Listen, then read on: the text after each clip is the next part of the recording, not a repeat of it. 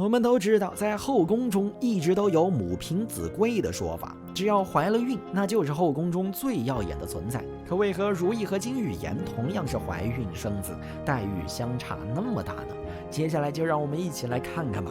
如懿和金玉妍两人先后怀孕，而扎扎龙体恤如懿，就把如懿的额娘接进了宫。如懿见到自己的额娘很是高兴，还表示照例说要玉玺8个月，母家才能入宫伺候。你看我这儿才6个月，皇上就让您进宫了。可见这时的扎扎龙对如懿很是偏袒，为了让如懿高兴，还特意为如懿破例。之后扎扎龙便来看望如懿，扎扎龙头贴在如懿的肚子上，感受孩子的胎动。这扎扎龙满脸的开心，就好像没当过爹一样。要知道这时扎扎龙已经有好几个孩子了，而且之前其他的嫔妃怀孕也没见他这样听孩子的胎动。因为如懿这个孩子可以说是扎扎龙和如懿爱情的结晶，所以扎扎龙特别的重视这个孩子。扎扎龙还这样表示，若是个嫡子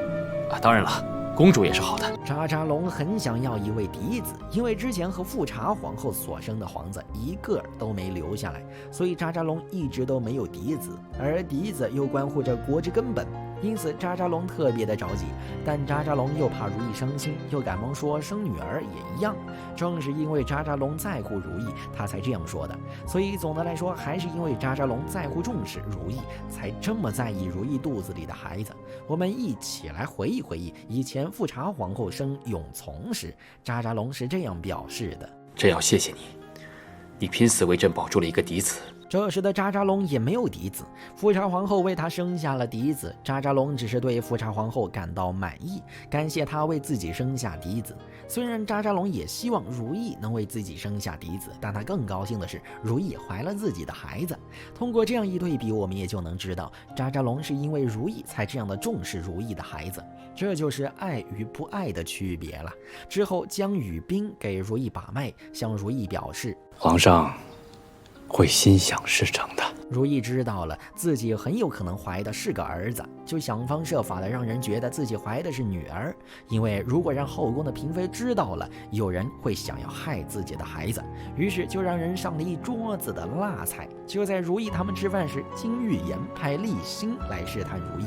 丽馨带来了一盘酸杏干给如懿吃。如懿自然明白金玉妍的心思，给了容培一个眼神，让他说：皇后娘娘现在最不喜欢吃的就是酸的。丽馨很开心啊，终于可以去向自己的主子复命了。在启祥宫中，金玉妍知道了如懿不爱吃酸后，就认为如懿这胎是个女儿。金玉妍怀着孕还要算计这么多，不仅是因为如懿怀的会是个嫡子，更重要的是金玉妍也很清楚扎扎龙对如懿的偏爱，所以他才会这么的害怕。如果如懿生下嫡子，那他的儿子就不可能登上皇位了。我们再看看金玉妍的宫里冷冷清清的，扎扎龙也没怎么来他宫里看望他，而如懿那儿既有江雨冰把脉，扎扎龙也会去看望他，所以在如懿和金玉妍怀孕时，两人的差距就能看出来。不久后，金玉妍便生下了11阿哥，金玉妍很是开心，还表示以后咱们11阿哥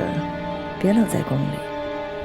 多抱去养心殿。从金玉妍让人把孩子抱过去给扎扎龙看，也能知道扎扎龙对金玉妍这个孩子并没有多少关心，都没怎么去看这个孩子。所以就算是金玉妍生下了皇子，扎扎龙也不见得有多喜欢。在御花园里，如懿正看着监正在给自己肚中的孩子挖洗坑，旁边的丫鬟告诉如懿，内务府送来了灯火嬷嬷和水上嬷嬷各10名，都在院落里候着，等您挑选呢。如懿在生产前就做了这么多的准备，而这些都是金玉妍生孩子前没有的。从这里体现的就是嫡庶之别了。正是因为如懿现在是皇后，如懿的孩子就是嫡子，而金玉妍只能算是扎扎龙的妾，所以她的待遇自然是无法和如懿比较的。就在如懿生产时，扎扎龙还在求神拜佛，表示列祖列宗在上，请保佑皇后平安生下一个嫡子，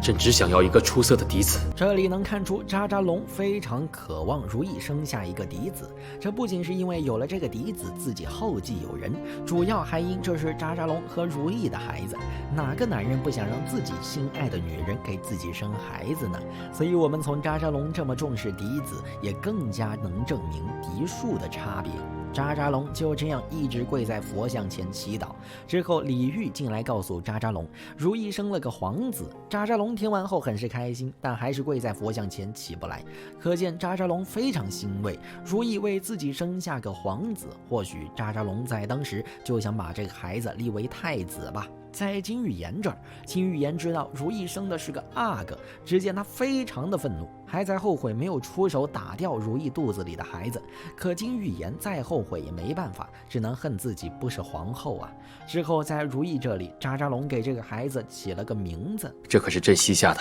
唯一嫡子，可续基业。如意啊，